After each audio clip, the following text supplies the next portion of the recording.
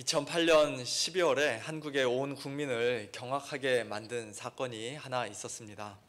당시 56세였던 조두순이라는 남자가 겨우 8살짜리 초등학교 1학년생이었던 어린 여자아이를 강간 폭행한 사건입니다. 경기도 안산시 단원구에 있는 한 교회 안의 화장실로 아이를 끌고 간 조두순은 거기서 피해자의 얼굴을 주먹으로 수차례 때리고 입으로 볼을 깨물고 또 손으로 목을 졸라 기절시킨 후 그 어린아이에게 정말로 해서는 안 될 못된 짓을 했습니다. 피해자의 장기와 신체를 크게 손상시켰고 아이와 가족들의 마음에도 평생 씻을 수 없는 큰 상처를 안겨주었습니다. 범인의 나이가 많고 당시 술을 마신 상태였다는 이유로 즉 심신미약이 참작되어 법정에서 겨우 12년의 징역형이 선고되었습니다. 그러나 그는 자신의 잘못을 뉘우치기는커녕 오히려 징역 12년형도 너무 가혹하다며 항소하고 상고했지만 그러나 모두 기각되어서 결국 12년형을 확정받았습니다. 그렇게 지난 12년 동안 감옥에 갇혀있던 그가 드디어 엊그제 한국 시간으로는 12월 12일 토요일 새벽에 감옥에서 풀려났습니다. 한국 뉴스를 보니까요, 그가 갇혀있던 감옥 앞에서 또 그가 사는 집 앞에서 많은 사람들이 피켓을 들고 또 소리치면서 이렇게 시위를 하더라고요. 그런 끔찍하고 무서운 죄를 지었는데 어떻게 달랑 12년만 살고 감옥에서 나오냐는 것입니다. 그런 사람은 사형을 시켜야지, 최소 무기징역은 해야지 죄질에 비해서 형량이 너무 가볍다는 것입니다. 앞으로 또 무슨 짓을 할지 모르는데 그런 무서운 사람과 어떻게 한 동네에서 살 수 있냐는 것입니다. 충분히 이해할 수 있는 말들이죠. 아마 미국 법정이었다면 징역 12년형보다 훨씬 더 크고 무거운 형벌이 내려졌을 것입니다. 사람마다 또는 사회마다 비록 나름대로 그 기준이 조금씩 다를 수는 있지만 어쨌든 모든 사람들은 어떤 형태로든 정의를 원합니다. 아무 죄 없는 사람이 억울하게 벌을 받거나 반대로 마땅히 큰 벌을 받아야 할 사람이 솜방망이 처벌을 받을 때, 심지어는 아무 처벌도 받지 않고 떵떵거리며 잘 사는 것을 볼 때 사람들은 분노합니다. 정의가 짓밟히고 공의가 사라졌다고 탄식합니다. 정의에 대한 이런 갈망과 추구는 하나님께서 우리 사람들에게 주신 일종의 일반 은총이라고 할 수 있을 것입니다. 사람들에게 그런 마음이 있기 때문에 한 사회나 한 나라가 완전히 무법천지가 되지 않고 법과 질서가 그래도 어느 정도 유지가 되는 것이죠.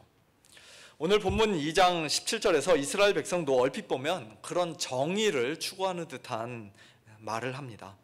모든 악을 행하는 자는 여호와의 눈에 좋게 보이며 그에게 즉 하나님께 기쁨이 된다. 정의의 하나님이 어디에 계시냐라고 그들은 말했습니다. 아마도 악을 행하는 자들이, 특별히 하나님을 믿지 않는 이방인들이, 페르시아와 같은 주변 나라들이 하나님의 백성인 자기들보다 훨씬 더 잘 살고 강대국이 되는 그런 현실이 도저히 이해가 가지 않았던 것 같습니다. 하나님, 저 악한 자들을, 저 큰 죄인들을 왜 당장 심판하지 않으십니까? 우리는 이렇게 고생하며 힘들게 살고 있는데 왜 저들은 우리보다 훨씬 더 부유하고 강성합니까? 하나님께서 저 악한 사람들을 하나님의 백성인 우리보다 더 좋아하고 기뻐하시는 것 아닙니까? 하나님 정말 정의의 하나님 맞으십니까? 하나님 살아계시기나 한 것입니까? 그런 식으로 이야기를 한 것입니다. 언뜻 보면 정당한 말처럼 들리지만 그러나 말라기 선지자는 이스라엘 백성들의 이러한 말이 여호와를 괴롭게 하는 것이라고 말씀합니다. 너희가 말로 여호와를 괴롭게 하였다. 하지만 그들은 우리가 어떻게 여호와를 괴롭혀 드렸나이까 또다시 퉁명스럽게 비아냥거리며 말대꾸합니다. 여기서 괴롭게 한다는 것은 피곤하고 짜증나게 한다는 것이에요. 지금 이스라엘 백성은 예전에 이미 비슷한 질문을 던졌던 시편 73편 기자나 또는 하박국 선지자처럼 정말로 이해하기 어려운 현실이 고민이 되어서 하나님께 조심스럽게 또 하나님을 정말 경외하는 마음으로 여쭤본 것이 아니라 아예 처음부터 하나님을 불신하고 또 하나님께 불평하면서 하나님은 악인들을 더 좋아해, 하나님은 불의한 하나님이야, 그렇게 대놓고 노골적으로 비난하고 조롱하면서 말했던 것입니다. 그러니 하나님께서 당연히 괴롭고 피곤하고 짜증이 나셨던 것이죠. 우리 같으면 그렇게 짜증나는 말, 근거 없이 비방하는 말을 들을 때 크게 화를 내거나 아니면 아예 무시할 것 같은데, 그러나 하나님께서는 그들의 그 말도 안 되는 말에 또 대답해 주십니다. 하나님께서 얼마나 오래 참으신지 모르겠어요. 그것이 3장 1절 이하에 나오는 말씀입니다. 만군의 여호와가 이르노라, 보라, 내가 내 사자를 보내노니 그가 내 앞에서 길을 준비할 것이요 또 너희가 구하는 바 주가 갑자기 그의 성전에 임하시리니 곧 너희가 사모하는 바 언약의 사자가 임하실 것이라. 하나님께서 악인들을 그냥 보고만 있지 않으시고 반드시 조치를 취하시겠다는 말씀입니다. 다른 말로 하면 하나님께서 정의의 하나님이시라는 것을 너희들이 똑똑히 볼 수 있도록 그렇게 보여주겠다, 증명해 보이겠다라고 말씀하시는 것입니다. 그 조치가 무엇입니까? 먼저 내가 내 사자를 보내겠다는 것이죠. 저기 앞에 다시 한번 돌려주시겠어요? 내가 내 사자를 보내겠다. 여기서 내 사자, my messenger라는 말은 히브리어로 말라기라는 단어입니다. 그러나 여기서는 말라기 선지자를 가리키는 말이 아니라 죄송합니다. 강대상에만 올라오면 이렇게 목이 자꾸 잠기게 되는데, 여기서는 말라기 선지자를 가리키는 말씀이 아니라 하나님께서 장차 보내실 또 다른 선지자, 또 다른 사자, 즉 세례 요한을 가리키는 말씀입니다. 말라기 4장 5절에서는 그를 가리켜서 선지자 엘리야, 선지자 엘리야라고도 그렇게 말씀하고 있어요. 내가 내 사자, 즉 세례 요한을 보내면 그가 내 앞에서, 하나님 앞에서 길을 준비할 것이라고 말씀합니다. 길을 왜 준비합니까? 이제 곧 하나님께서 오실 텐데 중간에 걸리적거리는 것이 없도록, 걸림돌이나 장애물들이 없도록 그 길을 깨끗이 치우고 또 사람들로 하여금 하나님 영접할 그 마음의 준비를 시키기 위함입니다. 세례 요한이 와서 그렇게 하나님의 길을 잘 준비하면 드디어 왕이신 하나님께서 이 땅에 임하실 것입니다. 그런데 그 임하실 분을 가리켜서 하나님이라고 직접적으로 말씀하지 않고 주, 그리고 언약의 사자라고 1절에서는 말씀합니다. 너희가 구하는 바 주가 갑자기 그의 성전에 임하시리니 곧 너희가 사모하는 바 언약의 사자가 임하실 것이라. 이분이 누구십니까? 네, 우리의 주님이시오 언약의 사자, 새 언약의 중보자가 되시는 예수 그리스도이십니다. 다음 주가 성탄주일인데요, 예수님께서 이 땅에 오신 것은 왕이신 하나님께서 친히 이 땅에 오신 것이며, 또한 하나님께서 곧 정의의 하나님이라는 사실을 증거하는 그 가장 분명한 증거가 되는 것을 오늘 본문 말씀을 통해서 우리가 엿보게 됩니다. 예수님께서 오시면 이스라엘 백성들이 오랫동안 기다리고 기대했던 악인들에 대한 심판이 이루어질 것입니다. 2절에서는 그것을 이렇게 말씀하세요. 그가 임하시는 날을 누가 능히 당하며 그가 나타나는 때에 누가 능히 서리요. 아무도 감당할 수 없고 그 어느 누구도 그 앞에 당당히 서 있을 수 없다는 것이죠. 왜냐하면 예수님은 금도 녹일 만한 뜨거운 불이요, 또 모든 더러운 것을 다 없애버릴 수 있는 잿물, 비눗물과 같은 분이기 때문입니다. 그런데 불과 잿물과 같은 예수님의 그 정의로운 심판 앞에서 이스라엘 백성들은 과연 안전할까요? 오늘 5절 말씀을 보니까 그렇지 않은 것 같습니다. 하나님께서는 내가 심판하러 너희에게 임할 것이라고 말씀하십니다. 하나님의 정의로운 심판에서 이스라엘 백성들도 예외가 될 수 없다는 것이에요. 왜냐하면 그들 역시도 점치는 죄, 즉 하나님 대신 다른 신을, 다른 것들을 의지하는 그런 죄를 지었기 때문입니다. 10계명의 제1계명을 어긴 것이죠. 그들의 간음, 즉 7계명을 어겼고 거짓 맹세, 9계명도 어겼기 때문입니다. 그리고 품꾼의 삭세에 대하여 억울하게 하며 과부와 고아를 압제하며 나그네를 억울하게 하는 죄를 지음으로써 내 이웃을 내 몸과 같이 사랑하라는 그 최고의 계명도 그들이 어겼기 때문입니다. 그리고 마지막으로 하나님을 경외하지 않는 죄, 어떻게 보면 모든 죄의 근원이라고도 할 수 있는 심각한 죄 역시도 그들이 이미 범했기 때문입니다. 하나님께서는 내가 심판하러 저 이방인들에게 임하겠다, 저 페르시아에 임하겠다라고 말씀하지 않으시고 내가 심판하러 너희에게 임하겠다고 말씀하셨어요. 즉 이스라엘 백성 역시도 똑같이 심판받을 죄인들이라는 말씀입니다. 그리고 그것은 오늘 저와 여러분도 마찬가지입니다.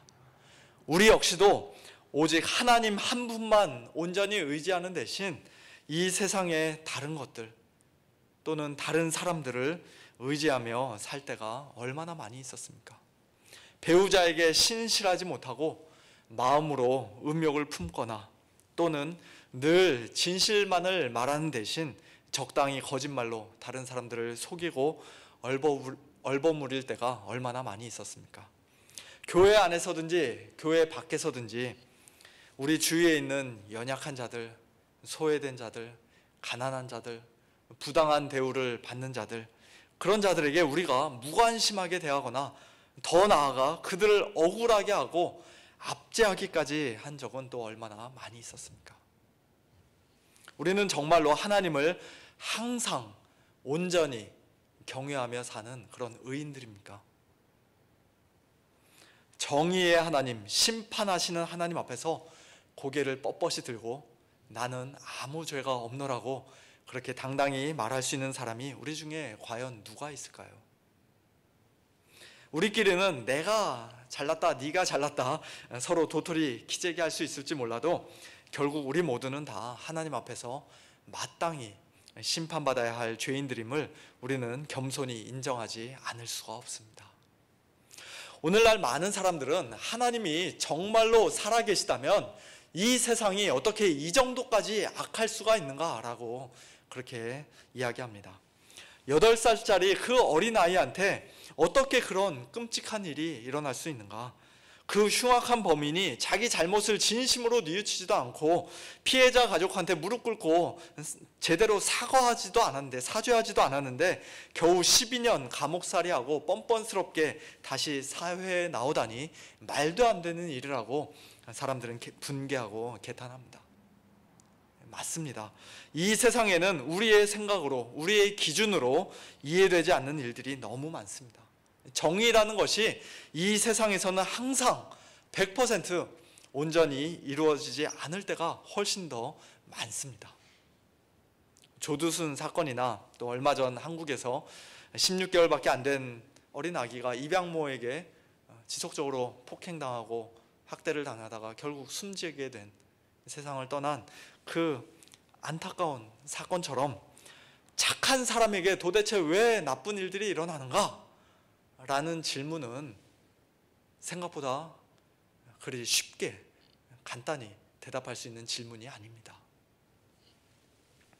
그런데 사실은 그보다 훨씬 더 대답하기 어려운, 우리가 정말로 이해하기 어려운 질문이 하나 있습니다.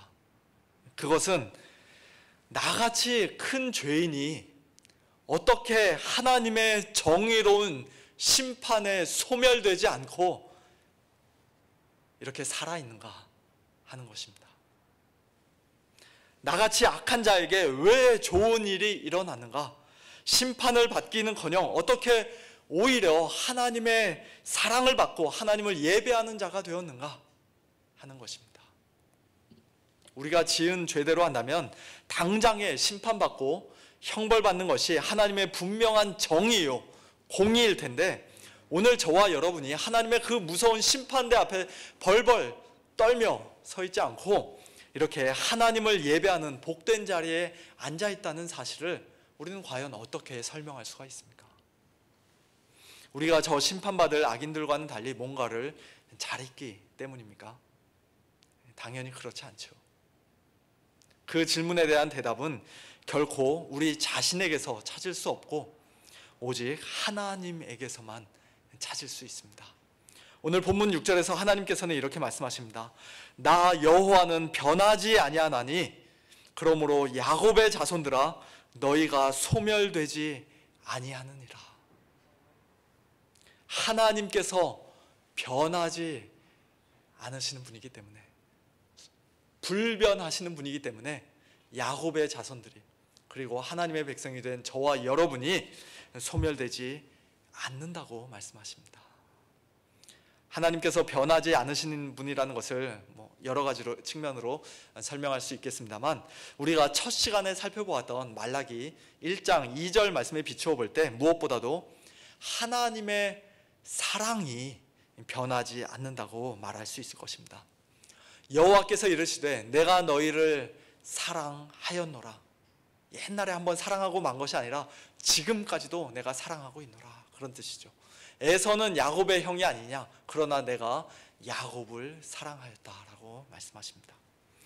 야곱이 태어나기도 전부터 무조건적으로 야곱을 택하시고 이스라엘을 언약 백성으로 삼으셔서 그들을 사랑해 주신 하나님께서는 그들이 때로 중간에 엉뚱한 길로 걸어가 길을 잃고 방황했을지라도 십계명을 하나하나 모두 다 어기며 하나님께 크게 범죄하였을지라도 그들을 향한 사랑을 완전히 저버리거나 철회하지 않으셨습니다. 그들을 쫄쫄 굶기고 다리 몽둥이를 부러뜨리며 바벨론의 포로로 내어주는 한이 있어도 하나님께서는 그들을 완전히 소멸시키지는 않으셨습니다. 오늘 저와 여러분도 마찬가지입니다.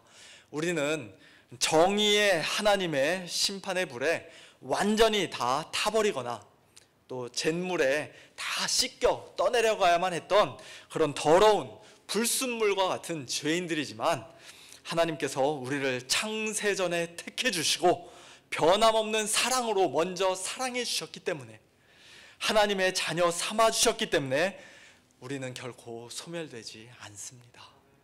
2000년 전 이 땅에 오신 예수 그리스도께서 불과 잿물로 모든 악인들과 죄인들을 심판하시기에 앞서 자신이 먼저 십자가 위에서 그 무서운 진노의 불에 삼킨 바 되시고 하나님의 심판의 세례를 받으셨기 때문에 오늘 저와 여러분이 이렇게 하나님을 예배하는 복된 자들이 된 줄로 믿습니다.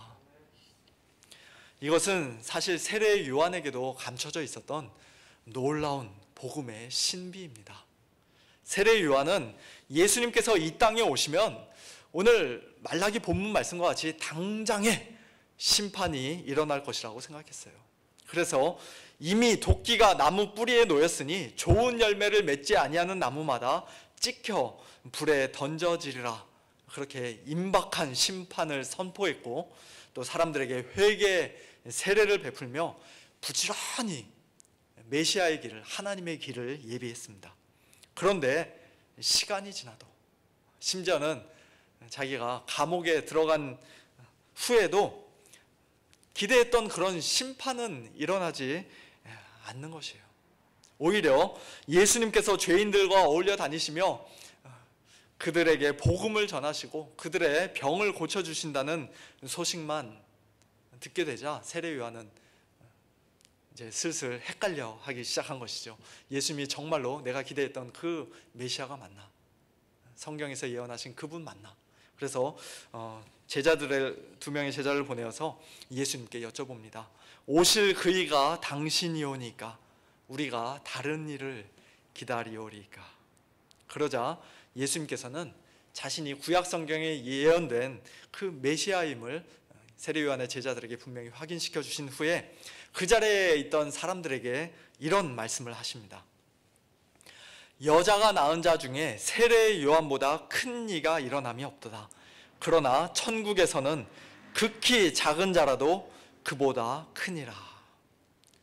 세례 요한은 죽어서 천국에 못 간다, 그런 말씀으로 하신 말씀이 아니고요, 주님의 길을 예비하라고 하나님께서 미리 보내신 하나님의 사자로서 세례 요한은 구약의 모든 선지자들 중 가장 위대하고 가장 영광스러운 직분을 감당했지만, 그러나 그는 예수님의 십자가와 부활과 승천과 성령 강림을 통해 이 땅에 시작된 하나님의 나라, 천국을 자신의 눈으로 보지 못하고 그것을 경험하지 못하고 이 세상을 떠났기 때문에 이런 말씀을 하신 것입니다. 그런 의미로 천국에서는 극히 작은 자라도, 심지어는 오늘 저와 여러분처럼 평범한 성도들이라도 세례 요한보다 더 크다고 할 수 있는 것이에요. 우리가 잘나서가 아니라 예수님의 십자가와 부활, 또 오순절 성령 강림의 이쪽 건너편에 우리가 지금 살고 있기 때문입니다. 하나님 나라의 그림자와 모형이 아닌 실체를 맛보고 또 그 능력과 영광을 풍성히 누리며 우리가 살고 있기 때문입니다. 하나님의 이 변함없는 사랑으로 인해, 또한 예수님의 놀라운 십자가 사랑으로 인해 하나님의 정의의 불, 심판의 불에 소멸하지 않게 된 참된 성도들은, 오늘 저와 여러분은 이제 전혀 다른 종류의 불 속에 들어가게 됩니다. 오늘 본문 3절 보시면 그가, 즉 금을 연단한 자의 불과 같은 예수님께서 은을 연단하여 깨끗하게 하는 자같이 앉아서 레위 자손을 깨끗하게 하되 금, 은같이 그들을 연단하실 것이라고 말씀합니다. 그 불은 이제 더 이상 우리를 소멸하는 불이 아니에요. 죄인을 심판하고 벌하는 무시무시한 형벌의 불이 아닙니다. 그런 불은 이미 예수님께서 십자가 위에서 우리 대신 다 받아주셨고, 이제 우리가 들어가는 불은 우리를 깨끗하게 하고 연단하는 불입니다. 우리 안에 남아있는 모든 불순물과 죄악의 찌꺼기를 태움으로써 우리로 하여금 하나님께 공의로운 제물을 바치게 하고 하나님께서 기뻐하시는 봉헌물을 드리도록 만드는 그런 성화의 풀무불입니다. 예수님은 우리에게 바로 그 불을 주시기 위해 이 땅에 오셨습니다. 세례 요한이 비록 예수님의 십자가와 부활의 모든 신비를 다 알지는 못했지만 그는 이런 놀라운 말씀을 했습니다. 나는 너희로 회개하게 하기 위하여 물로 세례를 베풀거니와 내 뒤에 오시는 이는 성령과 불로 너희에게 세례를 베푸실 것이다. 예수님께서는 십자가를 지시기 전에 제자들에게 이런 말씀도 하셨습니다.